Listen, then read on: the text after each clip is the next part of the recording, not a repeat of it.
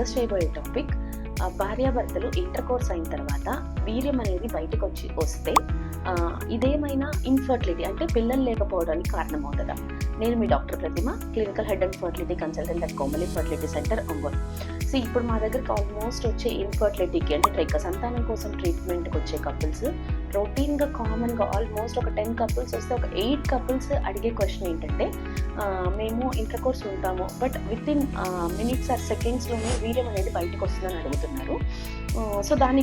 So యాక్చువల్గా ఏంటంటే మనకు భార్యాభర్త ఇంటర్ కోర్స్ అయినప్పుడు సో ఈ వెజైనాలో అనేది ఈ సెమైనల్ ఫ్లూయిడ్ అనేది డిపాజిట్ చేయడం జరుగుతుంది. సో ఈ సెమైనల్ ఫ్లూయిడ్లో ఏమేమి ఉంటాయంటే వీర్య కణాలతో పాటు ప్రాస్టేట్ గ్లాండ్ అని ఉంటుంది మేల్ పర్సన్స్కి. సో ఆ ప్రాస్టేటిక్ సెక్రెషన్స్ దాంట్లో ఏముంటాయంటే విటమిన్ B12, జింక్ అలాంటివి చాలా అంటే ఏదైతే స్పర్మ్కి న్యూట్రిషన్ అందిస్తాయో అవన్నీ ఉంటాయి.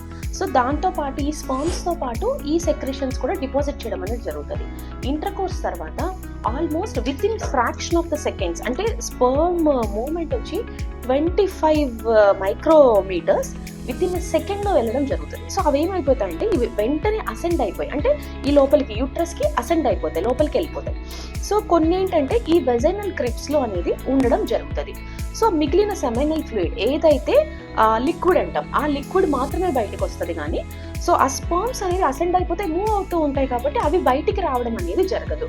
సో దీనివల్ల అయితే ఇన్ఫర్టిలిటీ అనేది రాదు. So don't worry for this. Thank you.